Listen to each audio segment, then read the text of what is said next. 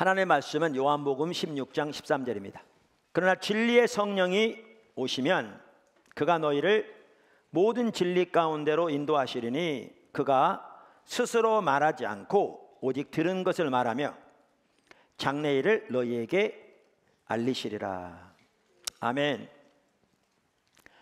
우리가 작년 연말부터 하나님의 뜻을 위해 그리고 하나님의 뜻을 따라 사는 삶을 살펴보고 있습니다. 근데 하나님의 뜻을 위해 뜻을 따라 살려면 하나님의 뜻을 분별할 수 있어야 합니다. 그래야 가능하죠.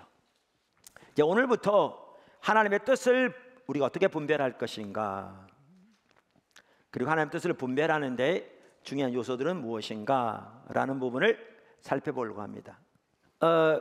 그 중에서 오늘은 성령의 음성을 듣는 중요성에 대해 살펴보려고 합니다. 성령의 음성을 듣는 중요성. 우리가 하나님의 뜻을 올바로 분별하려면, 하나님의 뜻을 알려면, 더 나아가서 우리 신앙의 모든 면에서 매우 중요한 한 가지 요소는 성령의 음성을 듣는 것입니다. 이 부분에 있어서 이렇게 사실 다룰 부분이 많습니다. 그래서 저는 그 부분을 새롭게 다루려고 하지 않습니다. 이 전반적인 부분을 아주 간단하지만 잘 요약해 놓은 부분이 있습니다. 그분이 헨리 블랙가비 목사님입니다. 그분이 쓴 하나님을 경험하는 삶, 그 책은 미 남침례 교단에서 나왔고요. 세계적으로 몇십만 부가 팔린 겁니다. 어떤 선교단체에서는 선교 전략 자체가 그 책에 의해서 바뀌었다, 이런 얘기도 들었고요. 우리 교회에서도 그 책을 매우 소중히 여기고 그 책에 있는 가치들, 그 삶을 배워가기 위해서 계속 성경 공부도 하고 가르치고 있습니다. 그런데 그 헨리 블랙가비 목사님은 하나님을 경험하는 삶에서 하나님을 경험하는 삶의 7가지 실체를 이렇게 나열합니다. 그러니까 하나님을 경험하는 삶을 살기 위한 요소라고 그럴까? 그 실체라고 표현하는데, 그 중에 4번째가 이겁니다. 그 중에 4번째가 하나님은 자신과 그의 목적들과 그의 길들을 보여주시기 위해 성령님에 의해 성경, 기도, 환경과 교회를 통해 말씀하신다. 그러니까 제가 오늘 나누고자 하는 부분을 가장 잘 요약하고, 글쎄 가장이라고 그러면 좀 그런데 매우 잘 요약하고 있습니다. 간단하지만 다시 한번 읽어보겠습니다.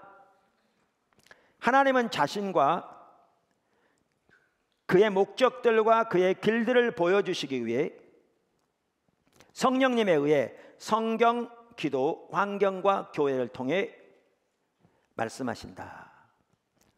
자, 이 부분을 이렇게 여기 보면 크게 3가지 점이 있습니다. 지금 내용 중에는 첫째는 하나님은 오늘날 성령님에 의해 말씀하신다라는 것입니다. 하나님은 오늘날 성령님에 의해 말씀하신다. 두 번째는 그러면 뭘 말씀하시는 거냐? 그게 하나님 자신과 하나님의 목적들과 하나님의 길들을 우리에게 보여주신다. 그게 두 번째입니다. 그러면 어떻게 우리에게 말씀하시느냐? 이게 이제 여기 나온 거죠. 하나님은 성경, 기도, 환경 그리고 교회를 통해 말씀하신다. 이게 이 내용입니다. 지금 다시 말할까요? 여기에 보면 지금 아까 읽은 헨리 블랙가비 목사님이 하나님을 경험하는 삶의 7가지 실체 중에 4번째로 이렇게 언급한 것을 보면 매우 잘 이렇게 설명하고 있는데, 3가지 부분이 있습니다. 하나는 하나님은 오늘날 성령님에 의해 말씀하신다. 두 번째, 그럼 뭘 말씀하시느냐? 하나님은 하나님 자신과 하나님의 목적들과 길들을 우리에게 보이신다. 그럼 3번째, 어떤 통로를 통해 말씀하시느냐? 하나님은 성경, 기도, 환경 그리고 교회를 통해 말씀하신다. 물론 여러 가지 다른 요소들도 있지만 이 전체적인 카테고리 안에 넣을 수 있다고 생각합니다. 그래서 잘 요약하고 있다고 저는 확신합니다. 그래서 오늘 이 부분을 살펴보려고 하는 건데요. 자, 첫째, 하나님은 오늘날 성령님에 의해서 말씀하십니다. 작은 첫 번째, 신앙의 본질과 성령. 신앙의 본질과 성령. 그러니까 하나님을 경험하는 삶의 7가지 실체에서 네 번째를 이렇게 앞에서 요약하고 난 다음에 그분은 이제 이 부분을 자세하게 책에서 5단원과 6단원에서 설명합니다. 제목을 하나님은 말씀하신다라는 제목으로 이 하나하나를. 그러면서 거기에 보면 이렇게 말합니다. 하나님은 구약 시대에는 선지자들을 통해서 다양한 방법으로 말씀하셨다. 성경이 명백하게 이렇게 말하고 있거든요. 히브리서 1장 1절에. 옛적의 선지자들을 통하여 여러 부분과 여러 모양으로 우리 조상들에게 말씀하신 하나님이 이렇게. 그 다음에 복음서에서 즉 예수님이 이 땅에 계실 동안에는 하나님 어떻게 말씀하셨죠? 예수님을 통해서 말씀하셨습니다. 예수님이 하나님을 계시하러 오신 분입니다. 예수님이야말로 하나님에 대한 가장 온전한 가장 최종적인 계시입니다. 그리고 하나님은 예수님 안에서 말씀하셨습니다. 그래서 예수님이 이 땅에 계신 동안에는 하나님은 예수님을 통해서 말씀하셨습니다. 자, 그러면 예수님이 십자가 못 박혀 돌아가시고 부활하신 후에 승천하셔서 이제 성령을 보내주셨는데 오순절날 성령이 이 땅에 임한 이 교회 시대에는 그럼 하나님은 어떻게 말씀하시는가? 성령님에 의해 말씀하십니다. 이게 이제 헨리 블랙카비 목사님이 말씀하신 건데 이건 그분의 말이 아니라 성경에 보면 명확합니다. 할렐루야. 그래서 하나님은 오늘날 성령님에 의해 각 성도들에게 말씀하십니다. 그러므로 우리는 오늘날 성령을 통해서 말씀하시는 하나님의 음성을 들어야 합니다. 성경은 성령의 교회들에게 하시는 말씀을 들을지어다 이렇게 말씀하고 있지요.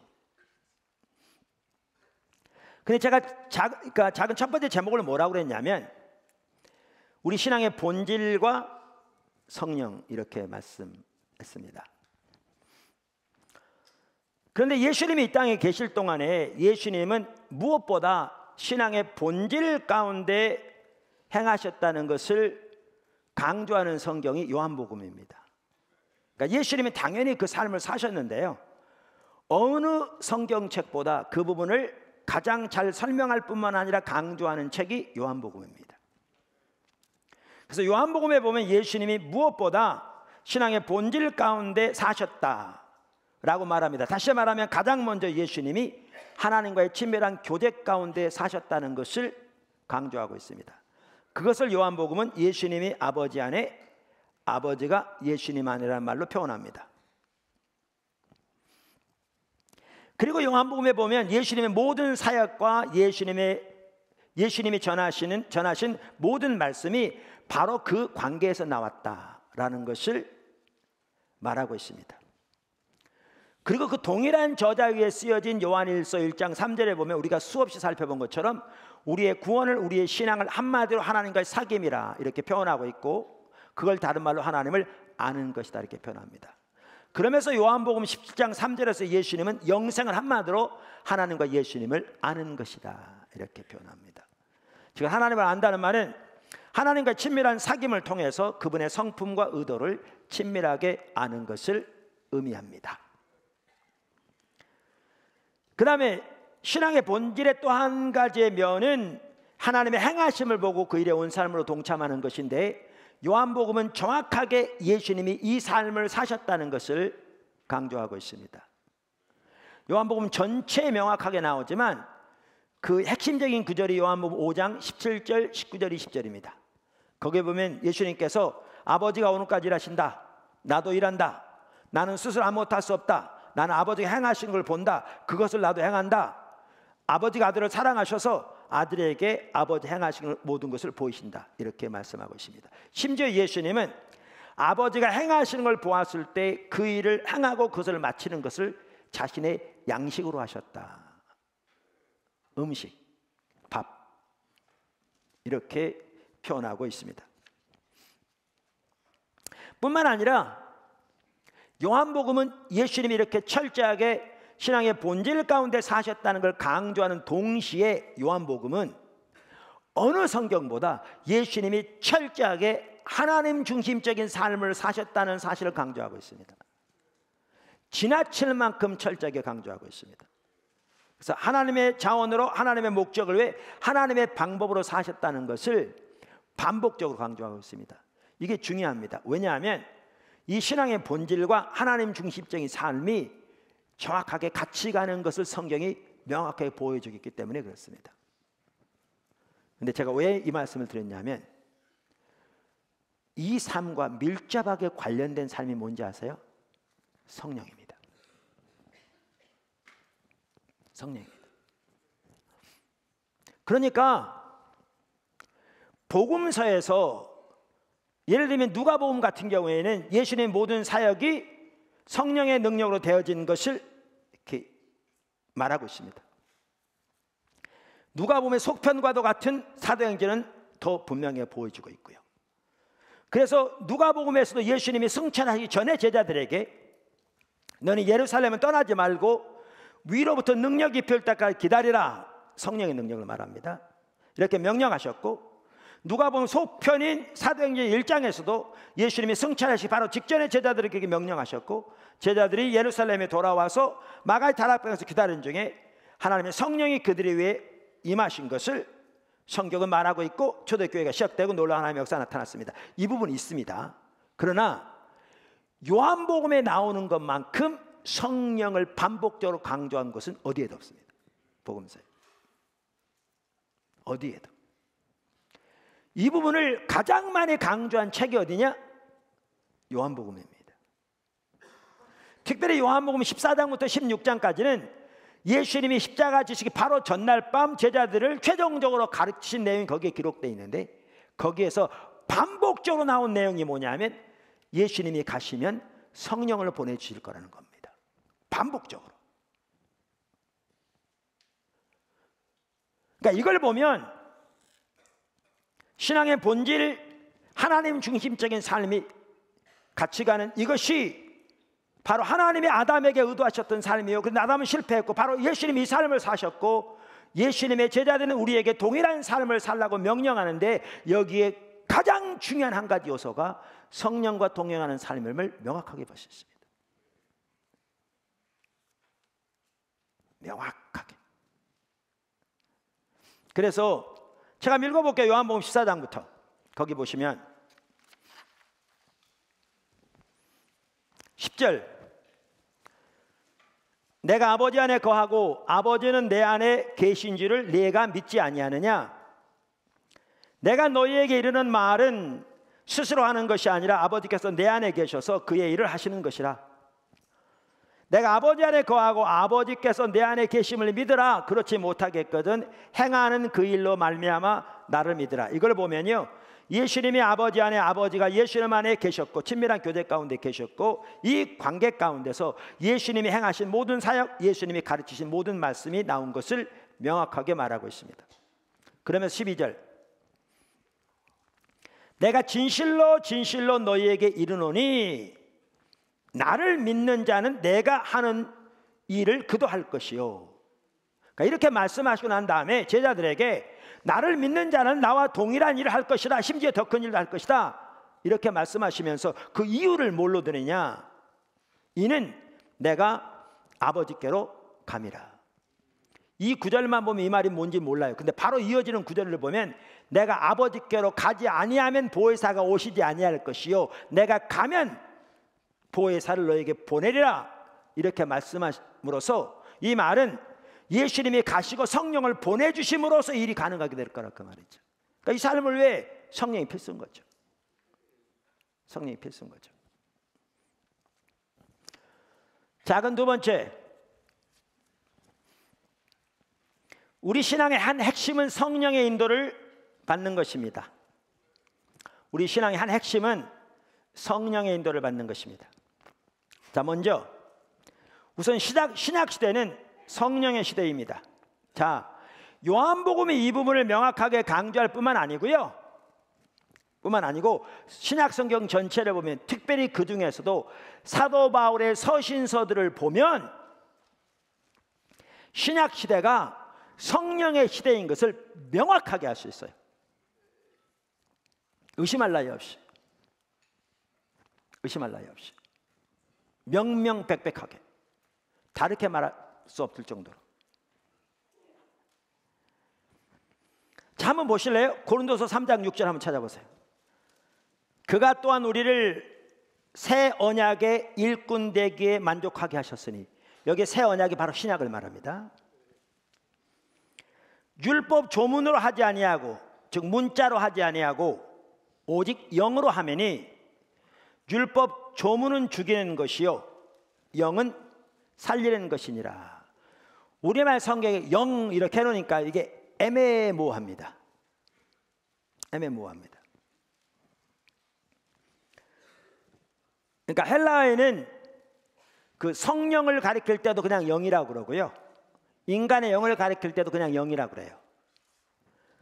영어에서는 똑같이 spirit 그러잖아요. 그런데 성령을 가리킬 때는 똑같이 spirit이라 그래도 대문자를 씁니다. 대문자에 써. 그래서 성령인 것을 구분합니다. 근데 헬라어에서는 맨 문장 전체 단락의 첫 글자만 대문자로 쓰게 되어 있습니다. 그래서 중간에 나올 때는 이게 성령을 가리킬 때건 인간의 영을 가리킬 때건 다 소문자로 씁니다. 그러니까 이거는 해석하는 학자들이 이게 성령을 가리키는 건지 인간의 영을 가리키는지를 판단해야 합니다.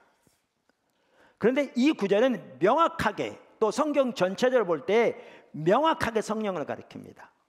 그래서 영어 성경들을 보더라도 뉴 킹 제임스, RSV, 뭐 NRV, NRS, NAS, NIV, ESV 등 주요 영어 성경들은 다 성령으로 번역하고 있습니다.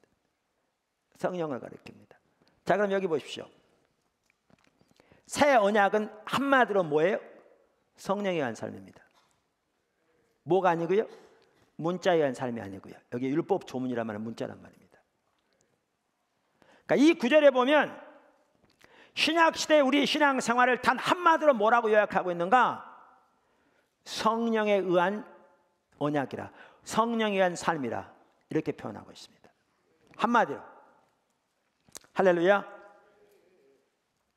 그래서 오늘날 우리 신앙생활의 핵심은 성령과 동행하는 삶입니다. 우리 신앙의 핵심은 성령님과 동행하는 삶입니다. 성경은 그것을 명확하게 말하고 있습니다. 그리고 성령과 동행하는 삶의 한 중요한 요소는 성령의 인도를 따르는 삶입니다. 뭐라고요? 성령의 인도를 따르는 삶입니다. 이걸 가장 잘 보여주는 성경 구절이 로마서 8장과 갈라디아서 5장입니다. 사실 두 구절 다 매우 중요한 성경 구절입니다. 로마서 8장은 학자들이 로마서의 꽃이라고 말하는 그 장입니다. 그래서 로마서 8장 한번 보실래요? 자, 1절부터 한번 보시죠. 그러므로 이제 그리스도 예수 안에 있는 자에게는 결코 정죄함이 없나니. 이게 7장부터 보시면 놀라운 말씀입니다. 지금 제가 그걸 설명하려고 하지 않고요. 이는 그리스도 예수 안에 있는 생명의 성령의 법이 죄와 사망의 법에서 너를 해방하였습니다. 할렐루야. 3절, 율법이 육신으로 말미암아 연약하여 할 수 없는 그것을. 자, 보세요. 율법이 할 수 없었어요. 율법이 문제가 아니에요. 율법은 거룩하고 선해요. 문제는 뭐냐면 우리의 육신의 연약함으로 인해서 율법이 이룰 수가 없었어요. 무슨 말 이해하시죠? 그것을 이제 하나님이 이루셨다 그 말이에요. 그것을 하나님이 하시나니. 그럼 하나님 어떻게 하셨느냐? 곧 죄로 말미암아 자기 아들을 죄 있는 육신의 모양으로 보내요. 육신의 죄를 정하사 육신의 모양으로 하나님의 아들을 보내셔서 우리의 율법의 저주를 짊어지고 죄를 속량하게 하셨다 그 말입니다. 그래서 하나님이 하신다 그 말이죠. 율법이 하지 못하는 거를. 할렐루야. 그러면서 4장 보십시오. 4절 육신의 죄를 정하사, 중간부터 보시면 우리에게 율법의 요구가 이루어지게 하려 하심이니라. 할렐루야. 그래서 예수님의 십자가로 인해서 우리가 하나님이 하셨다 그 말이죠. 그렇죠? 왜냐하면 그분이 나무에 달리심으로 율법의 저주를 받은 바 되사 우리를 율법의 젖을 속량하신 거잖아요. 그래서 하나님이 일을 하셨다. 근데 제가 빼먹은 구절이 있어요. 아까 여기 4장 여기 보시면 육신을 따르지 않고 그 영을 따르는 우리에게, 어마어마한 말입니다. 우선 여기에 그 영은요, 의심할 나시 성령을 가리킵니다. 그 영. 그러면 여기 보시면 우리의 신앙을, 우리의 구원을 단 한마디로 뭐라고 표현합니까? 이게 어마어마한 얘기입니다. 이 구절에서 우리의 신앙을 한마디로 뭐라고 표현하느냐? 성령을 따르는 삶이라고 말합니다. 구원받은 하나님의 백성의 삶을 한마디로 뭐라고 표현하느냐? 성령을 따르는 삶이라고 말합니다. 성령을 따르는 우리에게 이루어지게 하셨다. 성령을 따르는 것이 조건이란 얘기가 아니라 성령을 따르는 것이 결과인 거죠. 예수님이 십자가 지셔서 우리를 율법의 저주에서 속량하신 그 결과로 우리가 성경에 말하는 참된 신앙은, 이 신앙인 성령을 따르는 삶을 살게 했다 그 말입니다. 그래서 이 구절이요, 갈라디아 3장 13절 14절이 말하는 내용과 똑같은 내용입니다. 이 구절이 갈라디아 3장 13절, 그리스도께서 우리를 위하여 저주를 받은 바 되사 율법의 저주에서 우리를 속량하셨으니 기록된 바 나무에 달린 자마다 저주 아래 있는 자라 하였습니다. 이는 그 결과로, 그 말이죠. 원인을 가리키는 게 아닌 결과입니다. 이는 그리스도 예수 안에서 아브라함의 복이 이방인에게 미치게 하고 또 우리로 하여금 믿음으로 말미암아 성령의 약속을 받게 하려 하심이라. 예수님께서 십자가에 달려 돌아가심으로 성경에 예언된 대로 저주를 받으셨는데, 저주를 받은 것은 우리를 율법의 젖을 속량하기 위함이고 그 결과로 아브라함의 복이 우리에게까지 미치게 됐는데, 그 복의 핵심이 뭐냐? 믿음으로 우리가 약속하신 성령을 받게 되었다 그 말입니다. 그래서 로마서 8장 그것을 이렇게 말하죠. 아까 살펴본 대로 율법이 우리의 육신으로 말미암아 할 수 없는 것을 하나님이 하셨는데, 하나님이 예수님을 인간으로 보내셔서 십자가 지게 하심으로 하셨다. 그래서 우리에 대한 율법의 요구를 다 이루어지게 하셔서 하나님을 믿는 우리로 하여금 육신을 따라 살지 않고 그 영을 따라 살게 하셨다. 여러분, 신앙의 핵심이 뭡니까? 십자가, 성령. 그래서 우리가 십자가 성령 컨퍼런스라는 것은요, 신약 성경의 가장 핵심을 요약해 놓은 겁니다. 복음을, 십자가와 성령. 십자가와 성령. 그래서 성령의 인도함을 받는 삶을 살기 위해 한 핵심적인 요소가 뭐냐? 성령의 음성을 듣는 것입니다. 성령의 음성을 못 듣는데 어떻게 성령의 인도를 따라봤습니까?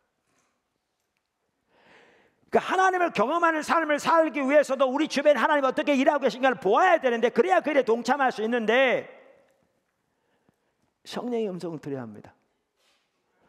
그래서 헨리 블랙가이 목사님 미 남침의 교단이라는 책도 그렇게 말하잖아요. 하나님은 성령님에 의해 말씀하신다.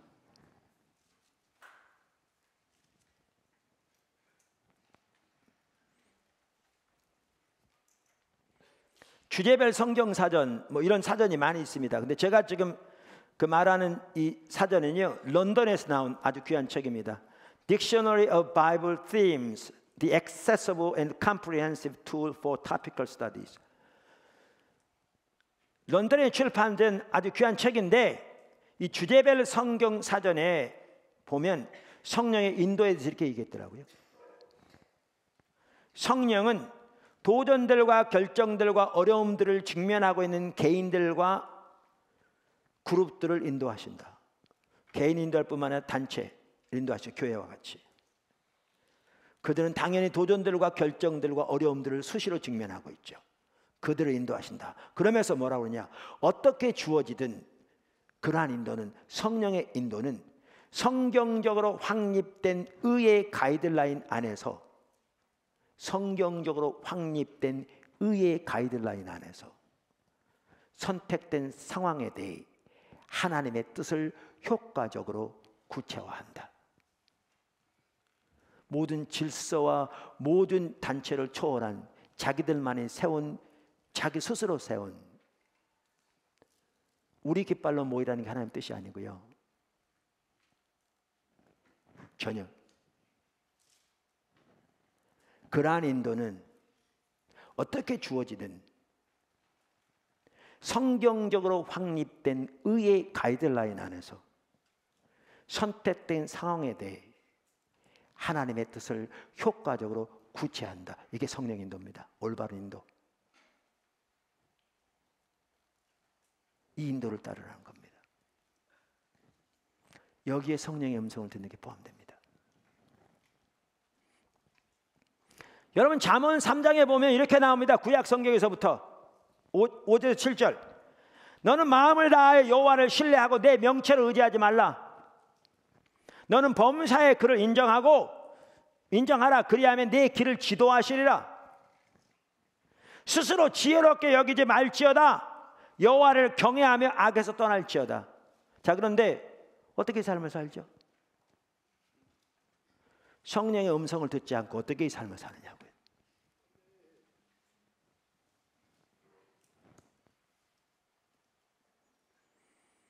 구약의 이스라엘 백성들의 경우에도 하나님의 직접적인 인도하심을 그들은 철저히 따라야 했습니다. 그들은 구름이 떠오를 때에만 행진할 수 있었고 구름이 떠오르지 않으면 그 자리에서 머물러야 했습니다. 그들은 매우 중요한 점은 구름이 이스라엘 백성들에게 맞추어지지 않았다는 것입니다. 이스라엘 백성들이 구름에 맞춰야 했습니다. 늘 대기하고 있으면서 경각심을 가지고. 신약시대는 더 마찬가지입니다. 한 예를 들을까요? 고린도에 복음을 전하러 바울이 갔습니다. 물론 하나님 인도를 따라갔습니다. 그는 주님을 따라가면서 하나의 확립된 패턴을 가지고 있었습니다. 그게 로마서 1장 16절에 나오는데 어디에 가든지 먼저 유대인의 회당에 들어가서 그 회당에서 거기에 모인 유대인들에게 먼저 예수께서 복음을 전했습니다. 고린도에 갔을 때도 그렇게 했습니다. 하나님의 인도를 따르는 가운데 나타난 열매를 통해서 아마 확립된 패턴 같습니다. 그런데 우리가 잘 아는 대로 사도행전 18장 6절 7절을 보면 알 수 있듯이 유대인들이 바울을 받아들이지 않았습니다. 오히려 대적하기 시작했습니다. 그래서 바울이 그 옆집으로 옮겨서 복음을 전했고 많은 사람들이 예수를 믿고 침례를 받았습니다. 그런데 유대인들의 방해와 반대와 저항이 날로 심해졌습니다. 이 상황에서 바울은 그것을 떠나고 싶었을 것입니다. 근데 어떤 일이 있었느냐? 그날 밤 주님이 환상 가운데 바울에게 말씀하셨습니다. 두려워하지 말며 침묵하지 말며 말하라. 내가 너와 함께 있음에 어떤 사람도 너를 대적하여 해롭게 할 자가 없을 것이니 이는 이 성중에 내 백성이 많음이라. 사도행전 18장 9절 10절. 그래서 바울은 거기에 18개월을 머물렀습니다.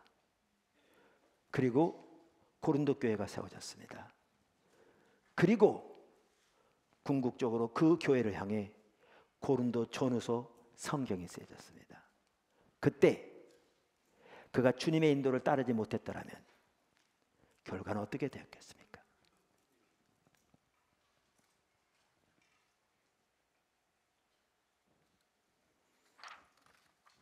다시 한번 읽어볼까요? 아까 주제별 성경 사전 런던에서 나온 성령은 도전들과 결정들과 어려움들을 직면하고 있는 개인들과 그룹들을 인도하신다. 지금 바울의 경우처럼. 어떻게 주어지든 그러한 인도는 성경적으로 확립된 의의 가이드라인 안에서 선택된 상황에 대해 하나님의 뜻을 효과적으로 구체화한다. 그래서 고린도교회가 세워졌습니다. 그래서 궁극적으로 고린도 전후서가 쓰여지게 되었습니다.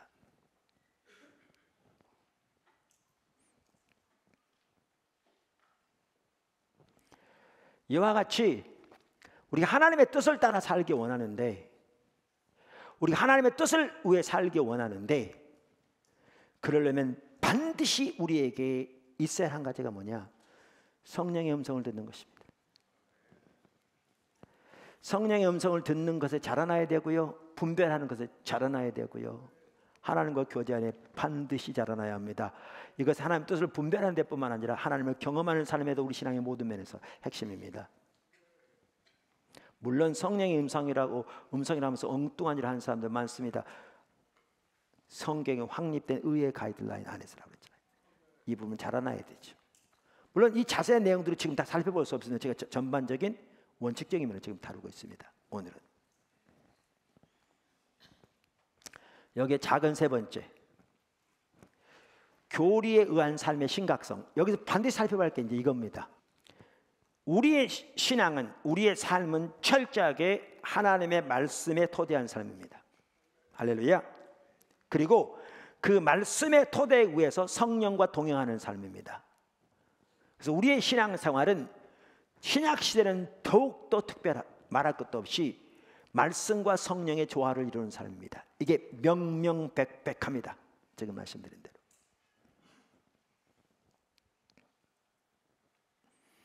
그런데 성령과 동행함이 없이, 성령의 인도를 따름이 없이, 아까 표현한 대로 성령과의 교제 가운데서 그분의 음성을 듣고 그분의 뜻을 분별하며 그분이 계신 곳 함께 있고 그분의 인도를 따름이 없이 그저 자기가 가지고 있는 말씀에 대한 지식만 가지고, 그리고 그 지식에 토대한 자신의 판단과 자신의 지혜와 자신의 노력을 가지고 살아가는 삶은 진정한 의미의 말씀에 의한 삶이 전혀 아닙니다. 그것은 교리에 의한 삶에 불과합니다. 그걸 성경은 문자에 의한 삶이라고 말합니다. 아까 바울이 그것이, 그리고 그 문자는 죽이는 겁니다. 이 삶을 살았던 대표적인 인물들이 예수님 당시의 바리새인들이었습니다. 이거는 교리에 의한 삶입니다. 진정한 의미의 말씀에 의한 삶과 교리에 의한 삶은 다릅니다. 이건 무서운 겁니다. 문자는 죽이는 겁니다. 이게 바로 그 삶을 말합니다. 여러분, 바리새인들을 보십시오. 우리가 여러 차례 살펴봤지만 누구보다 성경적인 지식이 뛰어났습니다. 그리고 그들의 성경적인 지식은 정통적이었습니다. 우리가 마태복음 23장 2절과 3절에 볼 수 있듯이 예수님이 자기 제자들에게까지 저들이 모세의 자리에 앉았으니 저들이 하는 말을 반드시 다 지켜 행하라고 명령하실 만큼 바리새인들의 교리는 옳았습니다. 그러나 그들의 삶은 그저 그들의 교리에 의한 삶에 불과했습니다. 아까 고린도서 3장 6절에 바울이 그가 우리를 새 언약의 일꾼 되게 만족하게 하셨으니 율법적은 문자로 하지 아니하고 성령으로 함이라. 문자는 죽이는 것이요 성령은 살리는 것이라 그랬는데, 바로 그 교리에 의한 삶이 문자에 의한 삶입니다. 바로 여기 나온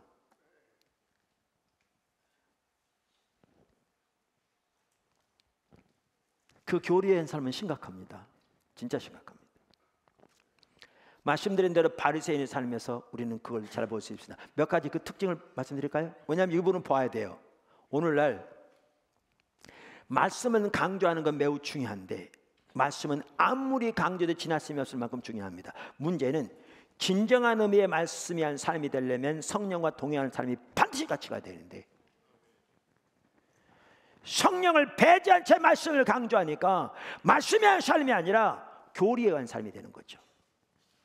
바리새인들이 살았던 것처럼. 그리고 그 삶의 결과는 심각한 거죠. 그래서 살펴봐야 합니다. 바리새인의 삶을 제가 대표적으로 예를 들면서 그 심각성, 위험성을 살펴보겠습니다. 우선 그들은 살아계신 하나님과의 인격적인 관계가 없었습니다.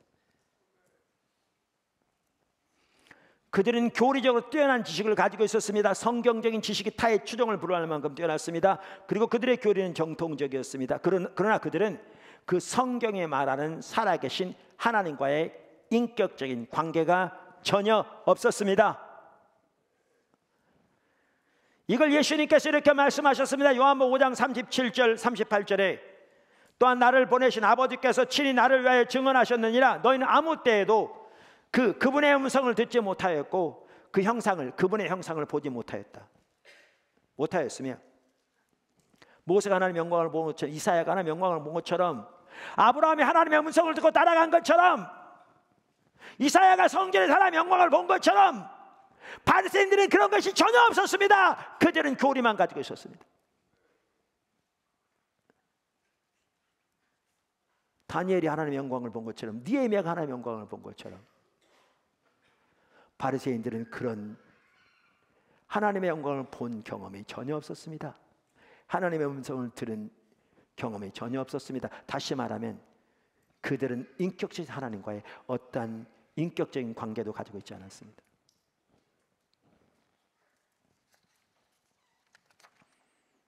그랬더니 어떻게 되는가? 그들은 그 시대를 향한 하나님의 목적을 전혀 알지 못했습니다. 하나님의 비전을 전혀 보지 못했습니다.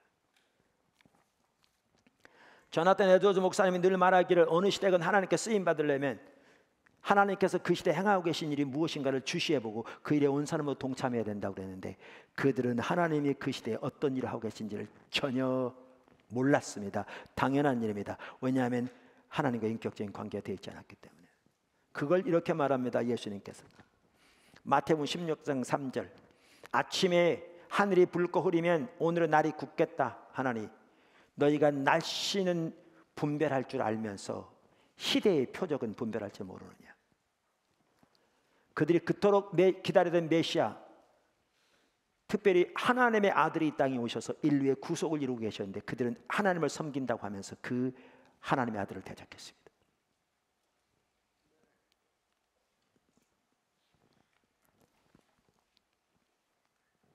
당연히 그들은 성령의 음성을 듣지 못했습니다. 히브리서 3장 7절 이하에 보면 신약 성경은 우리에게 강력하게 경고합니다. 그러므로 성령이 이르신 바와 같이 오늘 너희가 그의 음성을 듣거든 광야에서 시험하던 날에 거역하던 것과 같이 너희의 마음을 완고하게 하지 말라. 성령의 음성을 거역하지 말라. 강력하게. 근데 그들은 교리적인 지식에 뛰어났을지 모르지만 하나님께서 침례 요한을 통해서 말씀하고 계셨고 성경을 통해서 말씀하고 계셨고 예수님을 통한 표적과 기사를 통해 말씀하고 계셨고 그리고 하나님의 아들이 오셔서 말씀하고 계셨는데 그들은 그 어떠한 음성도 듣지 못했습니다.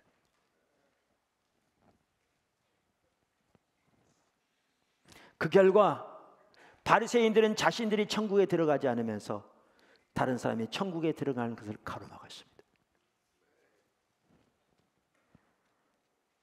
마태복음 23장 13절에서 15절 화 있을진저 외식하는 서기관들과 바리새인들이여 너희는 천국 문을 사람들 앞에서 닫고 너희도 들어가지 않고 들어가려 하는 자도 들어가지 못하게 하는도다.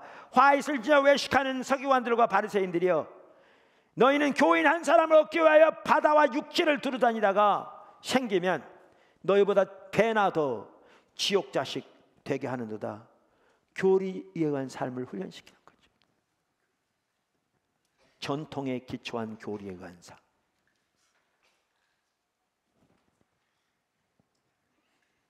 마태복음 15장 13절 그냥 두라 그들은 맹인이 되어 맹인을 인도하는 자로다. 만일 맹인이 맹인을 인도하면 둘 다 구덩이에 빠지리라 하시니라.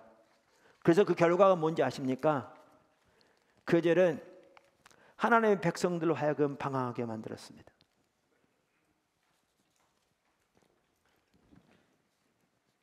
그들은 하나님의 백성들로 하여금 방황하게 만들었습니다. 많은 무리가 예수님에게 나올 때 예수님이 긍휼히 여기고 불쌍히 여기시면서 이렇게 말씀하셨습니다. 성경은 무리를 보시고 불쌍히 여기시니 이는 그들이 목자 없는 양과 같이 고생하며 기진함이라. 이게 그 시대의 심각성이었습니다. 목자가 없는 시대였습니다. 다시 말하면 진정한 리더가 없는 시대였습니다. 이 말은 무슨 말인가? 그토록 잘 가르치는 사람 많았고 성경적인 지식이 뛰어난 사람도 많았고 말씀드린 대로 자기들 나눈 대로 많은 소위 의식적인 가르침을 가르치는 사람도 많았습니다. 그런데 왜 목자가 없었는가? 로버트 클린턴 교수가 진정한 영적 리더십에 대해 정의를 올바로 잘하고 있다니까요. 영적 리더십의 중심 임무는 하나님의 목적을 향해 하나님의 백성들에게 영향을 미치는 것이다. 다시 말하면 하나님의 목적을 알지 못하면 리더가 될 수 없습니다. 이 말이 무슨 말인가? 그 시대 하나님이 어떤 일을 하고 계신지를 모르면 아무도 그 백성을 그리로 인도할 수 없습니다. 아까도 말한 대로 바리새인들은 성경적인 지식은 누구보다 뛰어났을지 모르지만 그래서 그 지식에 기초한 자기들의 판단과 자기들의 지식과 자기들의 경험과 자기들의 힘으로 살았을지 모르지만 하나님과 친밀한 교제 가운데서 그 시대를 향한 하나님의 목적과 하나님의 비전을 보고 자신이 먼저 그리로 갈 뿐만 아니라 다른 사람을 그리로 인도하는 그 삶을 살지 못했기 때문에 백성들이 유리하며 방황했습니다. 이게 교리에 의한 삶의 무서운 점입니다. 이게 교리에 의한 삶의 무서운 점입니다. 이게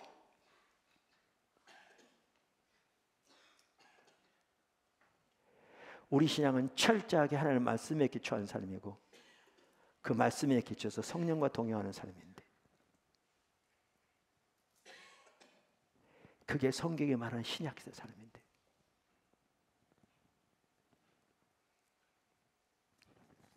이제 처음으로 돌아갑니다.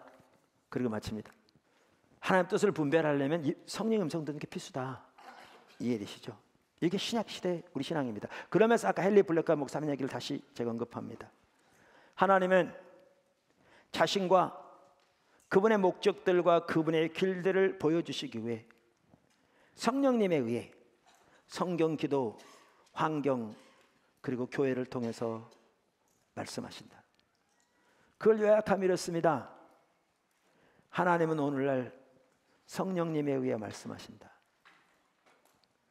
그럼 뭘 말씀하시는가? 하나님은 하나님 자신과 하나님의 목적들과 하나님의 길들을 우리에게 보이신다. 말씀하셨어요. 그럼 어떤 통로를 통해 말씀하시는가? 하나님은 성경, 기도, 환경, 교회를 통해서 말씀하신다. 이 안에 자라나야 합니다. 저와 여러분이.